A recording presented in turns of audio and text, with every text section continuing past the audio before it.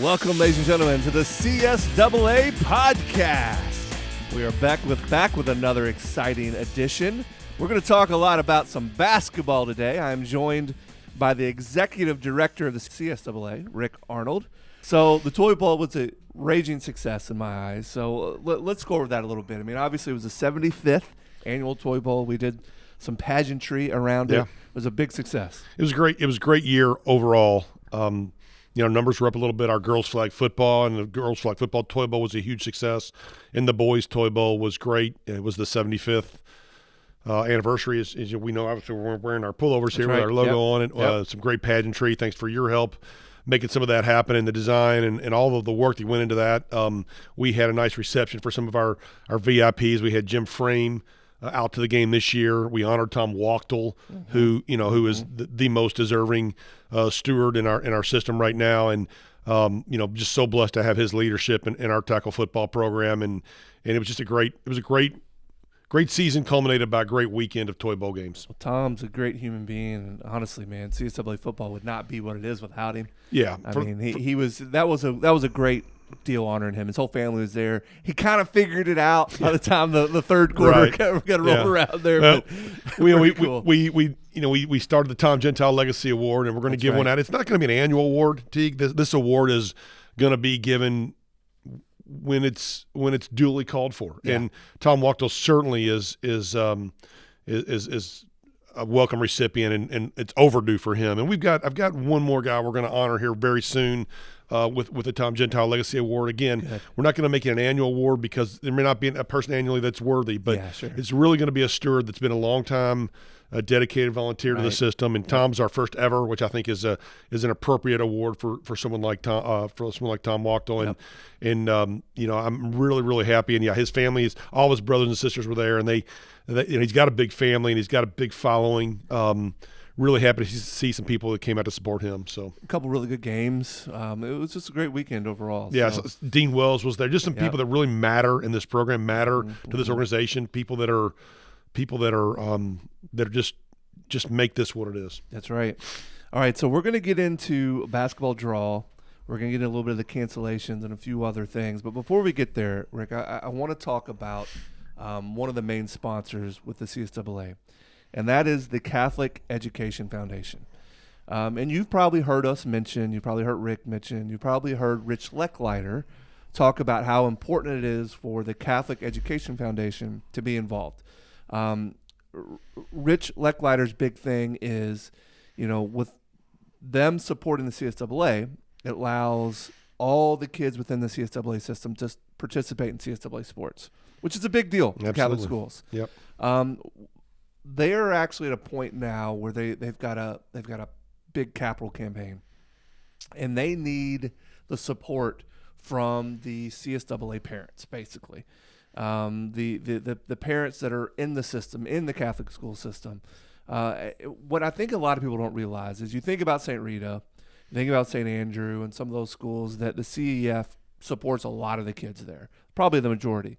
But there's kids at Holy Trinity, there's kids at Patrick, there's kids at St. Mary that would not be there if it wasn't for the Catholic Education Foundation. So what they're asking is for people to consider what they're calling their monthly giving club.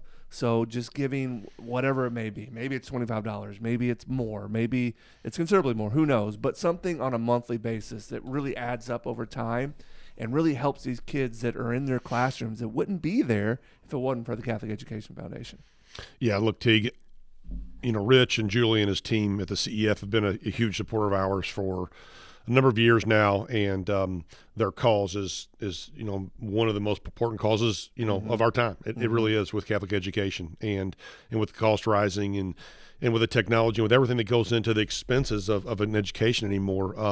The support is critical, and we need to we support what they're doing, and they've supported us, and they're the title sponsor of our Toy Bowl, the title sponsor of our basketball championships, and working with Rich and his team has been one of the kind of the cornerstones of our organization the last several years, and I'm very, very thankful for their help, and we want to try to support them any way we can on the way back. And every parishioner, in every parish is any time you help them, you're helping you're helping in a distant way the CSAA, because we do have, we have every sport, and there's some, as you well know, with some of the mergers and some of the things that happen with no kid left out. That's right. It creates some confusion for some people and some anger sometimes. Yep. People that don't understand why these, some of these teams are merged, but it's so that every kid gets to play. That's it. It's not chasing a trophy. It's chasing the opportunity. That's it. It's chasing the opportunity to participate in athletics, interscholastic athletics at the grade school level.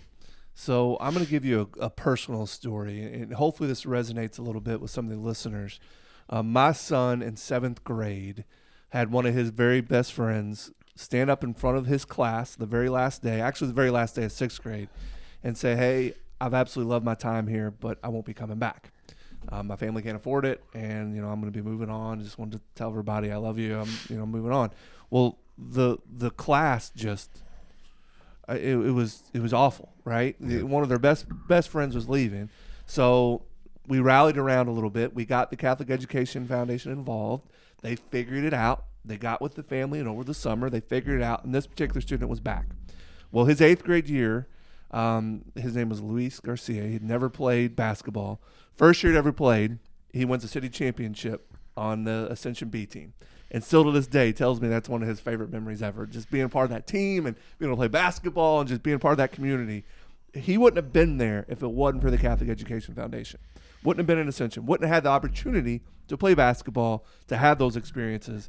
And Rick, I just think that stuff's so important for a kid's life. Well, look, I think it's, it's tried and tested, right? Mm-hmm. The CSAA has been around a long, long time, and there's a lot of critics, and there's a lot of criticism of certain things, and people just don't understand a lot of the reasons why certain things are done. From we'll talk about it in a little bit, from the blind draws and different things that go on. But whether that young student athlete won a championship, whether they were 1-7, right, that experience would still be a lifelong memory that would have been. Mm-hmm.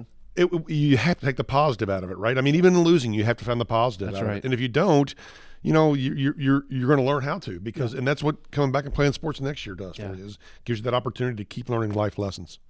All right, so we're kind of mid-January, and the blind draws just came out. So the basketball draws are out.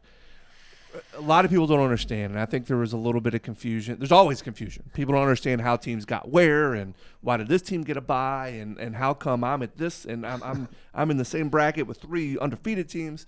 Walk us through a little bit of how this blind draw works. Okay, well, this is probably the number one criticized situation we have during the course of the season, right? And just to give you some perspective here, and I've made some notes here just so I can get this 100% accurate this year. And this fluctuates every year by 10 or 15 teams, but in general, we've been very steady in our number of overall teams. But in 2024-2025 academic year, athletic season, we have 215 total boys teams. We have 130 total girls teams. And how that breaks down, in 7th and 8th grade, there's 96 total teams. 5th and 6th grade, there's 104 total teams. In 3rd and 4th grade, there's 135 total teams. Wow.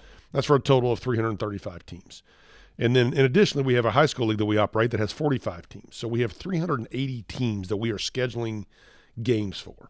We're scheduling a season for, scheduling in gyms. And that's why these ADs get so tired of hearing me say, look, give us gym time or get your teams out. Right. I mean, our model is we want every kid to play, but we have to have the gym time. We don't own a 6-court basketball facility. Right. So until that time comes, we've got to work together with every parish. So 380 teams. Now, let me break it down a little further. That's 20 divisions. And so we'll have 20 tournaments, 20 different tournaments, and 20 finals games. That's right. That's what we'll have this year. So, for the coach or the parent or the grandparent who doesn't understand why, their son or daughter or grandson or granddaughter's team plays in a certain division. Well, when it comes right down to it, we can't have a 335 team division or a 96, 104, and 135 team division in the 4th, 6th, and 8th grades. Doesn't make sense. No, so we break it down. We have the bigger schools, right? And we break those down. We do that in July each year, right? We have the AA schools, and then we have the single A schools. And every year, that's a tough decision. And we usually stick with 12 AA teams, and then everyone else falls in the single A. And we've tried 3 divisions. That's come up, and I tried that my first year. I thought I'd be a genius and create that. Well, that created like 32 or something finals. Well, I remember you talking about. You said, "Hey, I'm going to fix this thing. I don't understand why there's not 3 leagues." And you went in there and did it. And found out pretty quick why Jim Frame had not done that. Well, and I think they had experimented way back, but and as it grew and then it contracted, and the Archdiocese through the years had some ebb and flow in their attendance and number of schools. That's right. And the Archdiocese was contracting parishes and schools. So, That's right. And they were merged, and some were bigger, some were smaller, as the mergers happened. But the reality of what we have to do is we have to draw the line somewhere. And when we do 3 divisions, when you have 2, what we have now, we have 12, and then we have 12 in the AA, and then you might have 14 or 16 in the single A. That's right. Teams, depending 15. An even numbers, an even team schedule, an even number of teams in a division or a league is much easier to schedule. Yeah, sure. That makes sense. Just because there's on a one-off, then you have several more games you've got to add. It's not just one more game for one team. It's multiple games to make that happen. So and you always have that first team out, right? That last team that gets that's in the big division, right? Or the kind of bigger school that's the first team into the smaller division. We're talking AA and single A. AA and single A, yes. And then all of a sudden you triple that if you go AA, single A, and triple A. Right. Then there's more teams on the more teams that on the line. So whatever you do, you're going to have some people, and it's frustrating. I get some of these schools that are right on the cusp of bouncing back and forth. It's hard. I get it. However, the realistic part of all this is that we've had, St. Aloysius is a school that's been back and forth between AA and single. Sacred Heart Model School. They've had teams win championships. I've been here 13 years. They've had teams win championships. They've had teams be in the Final Four, teams in the finals. The reality is, at the end of the day, we can only do what we can do. And so we break this down with 2 divisions. And so from there, what we do, Teague, is then we break it down into an 8th grade boys number 1 or an A team, an 8th grade boys number 2 or B league, an 8th grade boys number 3 or C league, and then that's everybody else. Yeah. So your Holy Trinities and your St. Alberts and your St. Patrick's of the world have 5-6 might have teams. 5-6 teams in that division, right? But your Our Lady of Lourdes or your St. Aloysius may have 1 or 2, right? And for the boys' participation, which is generally higher, you'll have that. And then the girls' level, same thing. You'll have an 8th grade number 1 or A league, 8th grade number 2. The problem is that you may have one school, even at AA level, that doesn't have enough girls for basketball. They're all playing some other sport or choosing to do whatever else they do. So if they don't have, then they've got to merge with somebody. And so whenever we have a merger and we have a single A school, in that given calendar year that merges with a AA school, then they play in the AA league, right? So if 2 single A's merge, then I've got a decision I got to make. Generally, they're going to stay in the single A. And look, we look at the numbers and we do the best we can do. No one has a magic formula, and there's no software program that could say this is what you should do to make this work. And there's been some teams that have fallen through the cracks on that. There have been. Yes, we've made some mistakes, and there's been some oversights, and there's been some deception. Some people through the years have said they're going to do this and do that, and they've got more. There are some stipulations that are involved in some of this merger stuff. But again, the mission is to have everyone play. And so we want every kid to play, and chasing a trophy is not what our leagues are about. It's not what our faith is about. However, it is a nice reward, right? I mean, everybody that coaches wants to win. I mean, if you don't, and we keep score, right? We don't have a system where there's no scoreboard. It's not an everybody gets a trophy situation. It's a hey, compete and learn how to handle success and learn how to handle failure, but learn how to handle it so that in real life, when it matters, you're at your best. So we're going to get back to this blind draw, but we got a little off subject here, but I do want you to hit on something because there's a story that you told me that I think has really opened my eyes onto why you do a certain thing. Now, you do allow a team that doesn't think, maybe you have one team, and Ascension's a good example because they're a smaller school. This year they have a girls team at 5th and 6th grade. It's just not very talented, right? They're just not, they don't have the talent to be able to compete in a number 1 league. So they are playing in a number 2 league. Now, that means they can't play in the tournament. You've been burned on this in the past. And there's a story you've told. We don't have to tell the names or the teams or anything like that. But I think telling that story kind of sets the table on why things are. Because you constantly get people saying, Rick, I promise you, we should be in this league. Or Rick, I know, we got to be in this league. But there's a reason you do what you do. Yeah, look, we have, I have, and so many good stewards, so many good volunteers, so many people that are way more intelligent than I'll ever be that can even potentially look at algorithms or look at the numbers and can run the numbers and say we can do a spreadsheet and do this and do that in terms of seeding teams for the tournament. Seeding the draws, right. And so what that comes down to is a team that's a number one or an A type team that calls, and they've got to kind of, it's not an application process, but they've got to call and request it, and then we've got to approve it to play down in the next league, to play in the B league or whatever the case may be. And it's only from A to B, but we have allowed that, and this happened in AD's meeting. You were at the meeting. We had the meeting. We took a vote on it. We voted. Do we want to do this? It was a proposal that I came up with the help of some people. And I think overwhelmingly everybody was in favor. Everybody was in favor. It was definitely a vast majority of allowing those teams to play down if they so desired.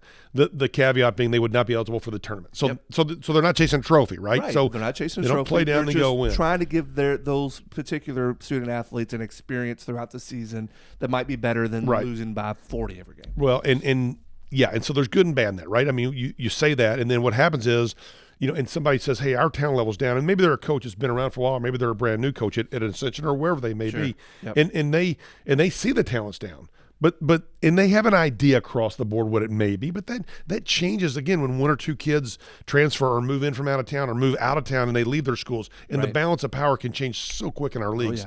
And so what we've allowed that, right? We've allowed those teams to play down. But then it's the same old thing, right? They play down, and then midway through the year, someone finds out they're not going to be allowed to play in a tournament, and they're 3-1 now instead of 1-3, which it might be in the A. We can compete here, and so then they start getting mad, right? And then I start getting the nasty hate mail.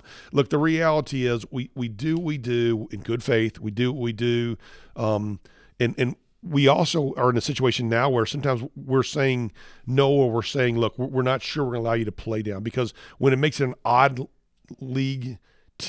Makes a league an odd number team league. It makes the scheduling that much more complicated, and quite frankly, that just boils down to gym time. Yeah. So sometimes we have to make a decision. So there was no guarantee you could do it. It was, hey, you can ask, and if it works and the numbers work, yes, might get approved. We'll approve it.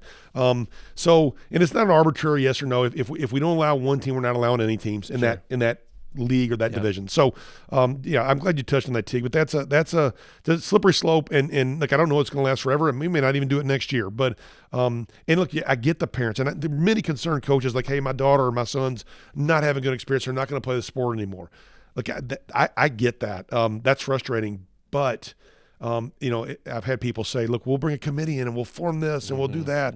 That's great, and they're there for a year, but that doesn't work. Literally, we have 335 teams, and if we do that for the 8th grade boys number 1 or A league, we've got to do it for the 6th grade number 3 boys league. I mean, because it's not fair to do it for one and not do it for all. I think people look at their leagues and see the 16 teams max in their league and say, well, why can't we do this? But I don't think they understand there's 380 total teams when we're looking at the CSAA as a whole. There are some leagues that are 12-team leagues, and there'll be a 12-team tournament, and there are other tournaments that are 22 teams or 23 teams or 25 teams.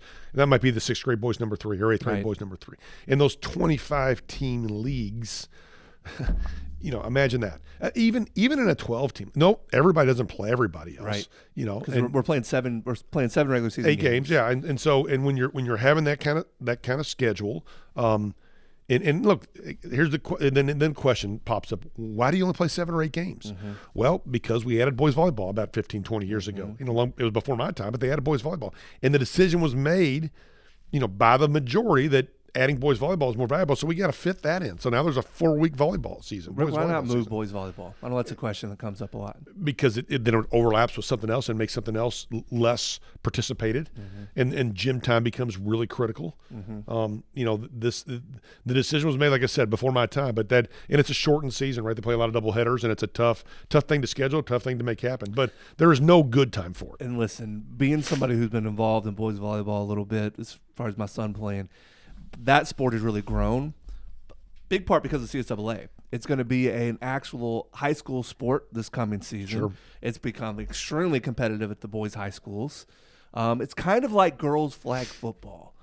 CSAA was the first one to go out and do a league. Now look at all these high schools doing it, right? Right. So it's kind of matriculating into the high schools. So boys volleyball is becoming a big sport. Yeah, there's a lot of pride in what we do, right? I mean, when they started boys volleyball, and it was started under Jim Frame, and it started in a kind of a different era, but there were some naysayers, and because I've been told these stories that they didn't want to shorten the basketball season to add boys volleyball, but there were a lot of naysayers that were like, no, we have to have boys volleyball. That's right. And same thing with girls flag football. When we started it, we've started. I mean, I really think that the CSAA deserves, the organization itself and the volunteers that make it happen deserve a lot of credit, because girls flag football is taking off at the high school level and now even at the college level. So, all right, back to this blind draw. Okay, how does it work? All right, so it's really not complicated. Kind of old school. Yeah, it is. And there's blind draws, the KHSAA does blind draws, and I hear every year that it's rigged and it's this and it's that. I don't believe that for a minute. Mm-hmm. I've heard people accuse us of rigging leagues and doing things. That's a joke. Challenging the credibility of volunteers that have no stake in the game is a useless effort. Absolutely. At the end of the day, you've come and we've live streamed it. We've done this. We have some outsiders there. I get people, can I come and watch? And you tell them yes, and then they generally won't come. I get it, right? It's the part of it. I get the frustration. I understand. Before I was in this job, it was boys volleyball. Actually, I saw boys volleyball tournament, and I saw that there were the two best teams, clearly, and that was from my perspective. But then it turned out to be the case. We're playing the first round of the tournament, mm-hmm. and I was like, why don't they fix that? Well, then when I got in this job, a few years later, mm-hmm. I realized that, hey man, there's 14 teams. There's no way they ever plays there. But how do you decide who's? Now I saw who the two best were, but what if one kid rolls his ankle? That team might have been totally different. Yeah. So take Cincinnati in the NCAA tournament years back. They had the best team in the country. Yeah. They were Bob Huggins was the coach, and they won. Was that Kenyon Martin? It was Kenyon Martin. Yes, I mean I use that as an example, right? Now we don't. That's right. He gets hurt in the conference tournament, and now they're not the same. They were working close. And the NCAA committee had a huge concern. What do they do now? This guy was so dominant, and their team was the number one team in the country. Mm-hmm. What do they do now with those guys? Are they number one seed? Do they drop them? It's Florida State with their quarterback last year in football. More recently, I mean, there are just so many examples. But what we do is this. Again, we've had mathematicians, we've had people much smarter than us come to us and say, we'll do this, we'll do that. They've looked into it, and they say, they jokingly, they bring back the information, they lay it on Jim Frame's desk and say, I can't figure it out, you're right. There's not a formula that makes us work. I can't tell me times somebody's come and said, we can do this scheduling easy, we got a program that can do this, can do that. It doesn't exist. It doesn't exist. Not with all of the variables we have with gyms and everything else. So what we do is this. We'll just use the 8th grade boys and 8th grade girls, for example. Perfect. So there's going to be 12 teams in the number 1 or A division. Okay. And so we take those 12 teams. If after week 4, and some schools might have only had 3 games, so there's a little bit of a variable there depending on the calendar and how many games, or maybe a snowed out game or whatever the case may be. We sit down and we go through the records, and we find out the undefeated teams. And if you're 3-0 or 4-0 after week 4, then you are what we consider a little higher priority in terms of how we split them apart. If there's an undefeated team and we have a 12-team bracket, there's 6 on the top and 6 on the bottom. Okay. The very top line, we draw literally pills that have numbers on them. And it's a pill box. It's a pill box. A little bitty it's box. A plastic, like an old cigar box, only it's plastic. That's right. And they're pills with numbers on them. So we have a random draw. We do this on the computer, random draw for which teams are assigned what numbers. So, it's not like the Ascension or St. Albert's number 1 because they're an A. They draw a random number. Their number might be 4 or might be 7. And we got 12 teams in there. And so we take out, if the 2 undefeated teams are numbers 4 and number 8, we take those 2 numbers out, and then we shake them up, we pull one of them out, and that one goes on the top line. And then the other undefeated team goes on the bottom line of the bottom bracket. So they're split apart. Now, maybe the 2 best teams in the league played the first week. And I had this happen with my son's team one year. They played the first week. One drew, went on the top line. So one of them has a loss. So one of them has a loss, and not undefeated. Well, when the blind draw came, they drew into the number 2 slot. So they were a first round game, and it no one liked it, but it's just the luck of the draw, if you will. Understood. But we split those teams. If there's 3 teams, Teague, we go top line, bottom line, and then top of either the bottom or top bracket. And when there's a coin flip for which one they go in. If there's 4, then top and bottom of each side of the 16 brackets, and so on. And you can play that out all the way through. If we have a 23-team league, same difference. We may have 6 teams in a 23-team league that are undefeated. I mean, generally not.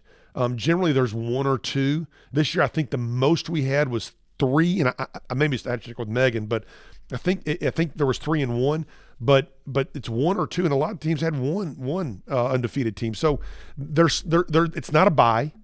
And then there are also sometimes where we have odd number leagues where they're what we call pigtail games. And if you've ever done a bracket, you know. If you've not done it, it may be a little complicated to understand, but if you think about it, it's really not. And if you see it visually, it's really easy to understand.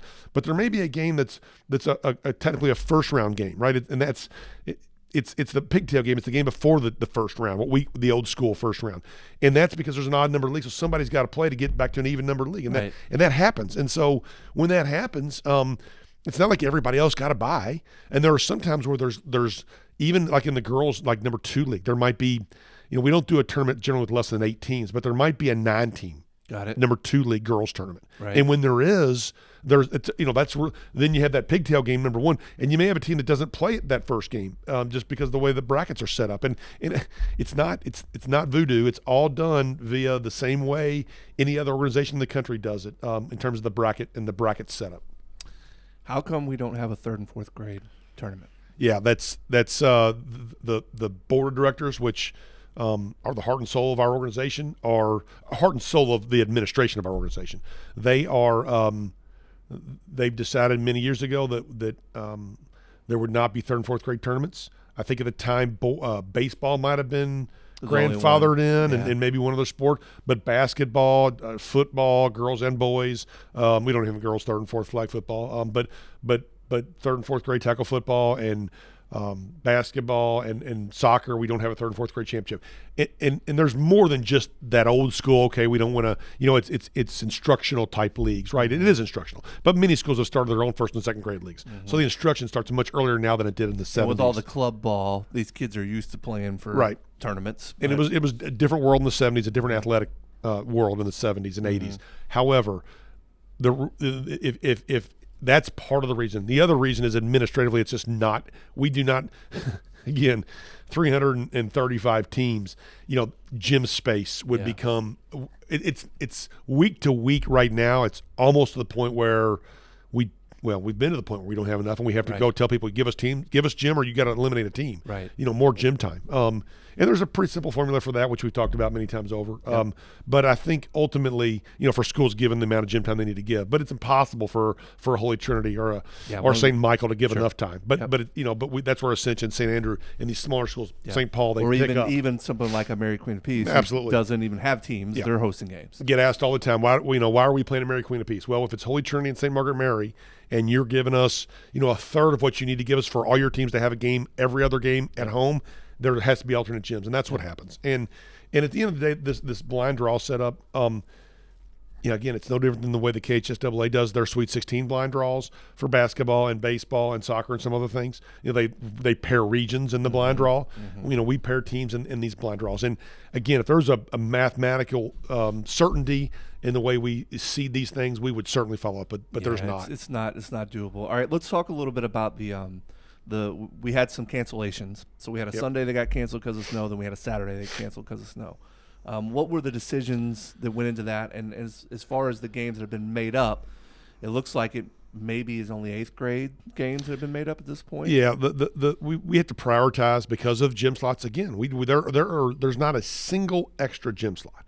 So I understand that any school, and it doesn't matter small or big, is having a practice in their gym every night because they've got enough teams.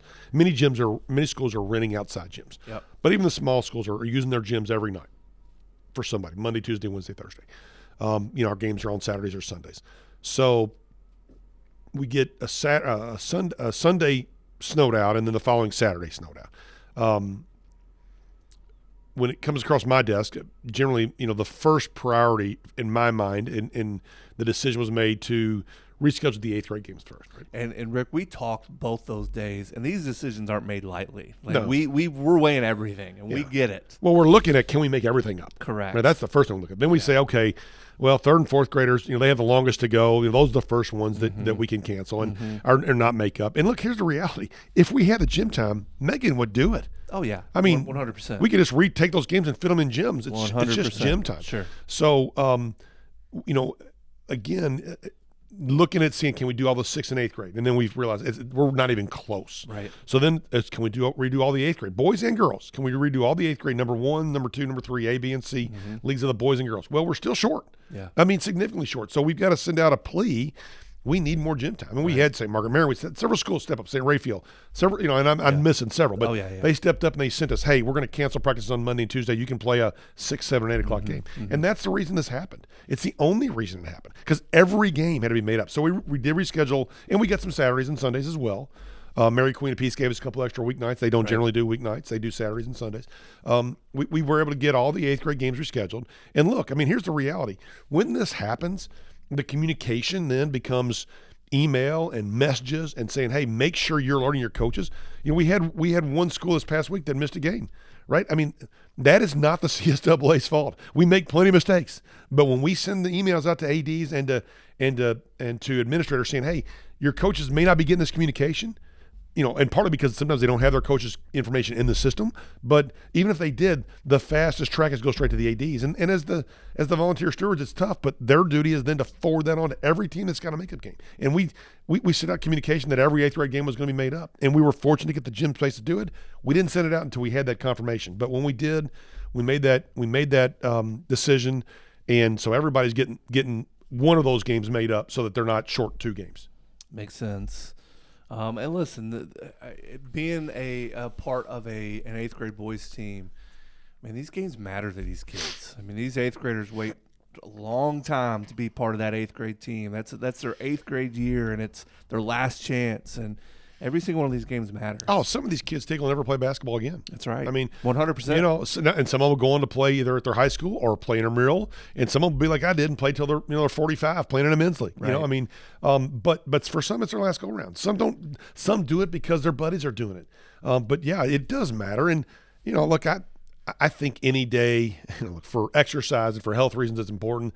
But just from a camaraderie and a team building and a life lesson standpoint, this all matters. It's why so many volunteers give so much time. That's right. And I talk about the heart and soul of our administration as our board of directors. The heart and soul of our organization are our volunteers. Yeah. And it's just such a time tested tradition and so important in terms of just dealing with and building community within each parish. That's right. 100%. Okay, so I want to bring this up because I think this is something that's brought up quite a bit, and it's a scheduling thing, and I just want to hear your take on this. There's a lot of schools that are doing 2nd grade and below games, leagues, whether it's intramural between their own team, their own school, or outside schools are competing against each other. And there's a lot of talk of, well, you know, we need all day Saturday to do our 2nd grade, our kindergarten, our JK leagues. But then that takes away a lot of the CSAA potential time. What is your thoughts and theories on the 2nd grade and below leagues? Look, don't necessarily have any, and I have some thoughts, but it's when my kids were coming through, and they're in their mid-20s now, when they were coming through, this stuff didn't really go on. It's just started the last 10, 12 years. And I get it. I think there's a lot of, it's a fundraiser for parishes, right? I mean, you can run your own leagues. And let me say this too, Rick. It is extremely positive, in my opinion, to have these leagues because at the public school system, you don't have these opportunities. Right. So it's a way for people to get involved in their community, their kids to get involved in sports. It's a pretty cool opportunity for these parishes to offer these leagues. I think it's great for the schools from a marketing and from getting people involved in the community standpoint. But go ahead. No question. And I think they can raise some money for their it is a good money booster clubs or athletic clubs, a good fundraiser for sure. Sports ministries, a lot of things. And there's a lot of positives, and then there's the negatives, right? There's the kids get pigeonholed into certain spots, or their favorites played. You know, but that's all the way through college sports. Yeah, people think that sometimes. Right, sure. Again, you got to be ethical, and you've got to do it right, or you shouldn't do it. And look, there's going to be both sides of that coin. I get it, but from a CSAA perspective, if there are schools that say, okay, we're not going to host any CSAA games on Sundays because we're going to do our 1st and 2nd grade Correct. games. That's your prerogative, and we respect that, and appreciate what you're doing for your families. It's your parish. However, then you need to handle the people that are complaining because they never get home games, right? Because if you play, 8 through 9 o'clock in the morning through 2 o'clock or 3 o'clock on a Saturday afternoon, and you're getting 6 gym slots, only 6 of your teams can play at home each week. And you don't always get your teams in your gyms in every single game, but the vast majority of them, we put one of your teams in each game slot. But if you have 32 total teams in boys and girls between 4th, 6th, and 8th grade, and you give us 5 slots a week, you've got 37 teams traveling every week, and you're traveling across town potentially, whether it's from east into west or west to east or east to south or south to east. It happens. And when I think of those leagues, I think they're great. I think they're great for the community and the parishes. But I will say that the leaders of these parishes need to look at the idea that, is that more important than the 3rd and 4th grade part of it? Is it more important to do our own thing or stay heavily involved as a part of this bigger CSAA community, which they're still a part of? But if they're given more gym time, are the rewards worth it? And each parish has to make the decision. I can just tell you that if we don't have enough gym time, we can't schedule games. Yep. And that's become, this is an AD, right? We're at a crucial point here. We're kind of at a point where there've been enough schools that have kind of cut back some time, and then there's some other schools that have stepped up and given a little more, but it hasn't balanced out. And we need a lot more to make this happen. I mean, to have the flexibility to do things right. It used to always be, when I started here 13 years ago, we had enough gym time that we had plenty of spaces that we had built in for makeups, or hey, if there was if we messed something up on the schedule, we could just slide it in another spot. Well, that doesn't exist anymore. We start the season with, generally speaking, Megan would know this a little better than me, but generally no available slots. Is that because there's more teams, or is that because there's less gym time? Yeah, look, the teams we've there's been an ebb and flow. It declined a little bit now. It's a little bit on the uptick, but it's basically the same in basketball. It's on the uptick a little bit in football, but in basketball it's basically stayed close to the same. But it's because there's just so many other activities, and I get it. I mean, there's we talk about community with the 1st and 2nd grade. There's also community events in these gyms. I mean, they've got to these parishes have got to do their things, their celebrations and their fall festivals and their New Year's Eve parties. That's part of it. But there's and some of these schools have 2 gyms, and they can have a little more latitude, a little more flexibility. But gym time has become, that is my plea to people, is, hey, we've got to have gym time. People don't understand it, and unless they call and ask, we can explain it. But if they're listening to this podcast, and hopefully they are, they realize how crucial more gym time is for us. Okay, well, and hopefully people are hearing that message. So yesterday I sat through a 50-point win for a team, and I know you've got some feelings on this. So, and I know this comes across your desk quite a bit. How do you feel about teams that are just maybe be up 30, 40 points still pressing? Yeah, look, we've had rules through the years to do this and do that, and we get a lot of complaints. It's Mickey Mouse basketball. It doesn't do this. It doesn't teach the 3rd and 4th graders that. It doesn't teach the 5th and 6th graders this. My answer to that is that's ridiculous, right? I get the complaints. It's my job. Every Monday I triage, I triage some phone calls and emails that are whether they be an ejection or a technical or a complaint or this or that. That's my job, and I relish doing it, and I think I'm pretty reasonable and fair, but I'm also pretty strict. I mean, look, I've coached, you've coached. If you've coached and you're up 30 points and there's not a chance the team's gonna, it doesn't matter what sport it is. But if you're up 30 points in basketball, and I'm no basketball coach, I'm far from that, but it's easy to, at a quarter break, tell your guys, hey, we're going to run out, and then we're going to pull up instead of taking that layup, and we're going to make 5 passes before we take a shot. There you go. Right? And that runs 25, 30 seconds. Yeah. And in 6-minute quarters, that goes fast. If we're up by a lot, and I'm coaching a team, we're in a 2-3 zone, and we have a 5-pass minimum. Let's run our actions. We're not shooting until – and then, honestly, let's try to get some of the guys some shots that don't get to shoot as much. And that is how you should do that. But, man, I've seen some teams where they just keep the pedal on the metal. Yeah, and when I reach out to those coaches, and some of them are, in my mind, ridiculous, and some of them are just maybe naive or young or inexperienced. Look, I tell them, I'm no better than you. I'm certainly not a basketball coach, like I said. I'm no better than any of these coaches. I'm no different in some ways. But when you're, the number one answer I get is, well, we're getting ready for the tournament, or we're getting ready for this, or I can't help that they're not very talented. Well, I know you can't, but this is a Catholic league run by a lot of people that care, and you can. This whole I can is a glass half empty mentality. You can. It's a glass half full mentality. You better have, and we need that. I say you better because that's my personal belief. But as an organization, we need that. We need that glass half full. We can make this reasonable. Hey, we get a 15, 20 point lead. We can do a lot of things. I mean, same thing in football, right? The thing is the opponents that are down 20 points too. Look, they can play a small part in this as well. They can slow their game down a little bit, right? They don't got to run out every time. And that, if you don't have a point guard, but you're running out every time, you're going to turn the ball over a lot. Well, you stop and you dribble it up and you take, and then we don't have, now yes, then some of the kids that don't score as much don't get as many opportunities, but that's okay. I mean, they get those opportunities on the teams that are winning if they do it right. And I've had it come from all directions, Teague. I've had coaches say, well, what do you want me to do? Not get that kid a shot? I'm like, no, if you're winning by 40, look at your other games. You're winning by 40 in some of those games too. They should have gotten shots in other games. Agreed. It's reasonableness versus unreasonableness in my perspective. I totally agree. And that's one of the things that, cooler minds should avail there. I mean, that's... Yeah, it's not acceptable. And look, I've had to go to ADs and say, look, tell them to knock it off. And sometimes, one or two times through my 13 years or 14 years, it's been... The AD's been, no, they can't do anything. I'm like, yes, they can. And any basketball coach on the planet can do something if they want to control some of that. 100%. All right, Rick, that pretty much covers basketball. Is there anything else we want to hit on before we get out of here today? No, I want to take a second to thank everybody, especially thank the CEF for all they do, supporting the CSAA. I want to thank all of our volunteers. I don't think that gets said enough.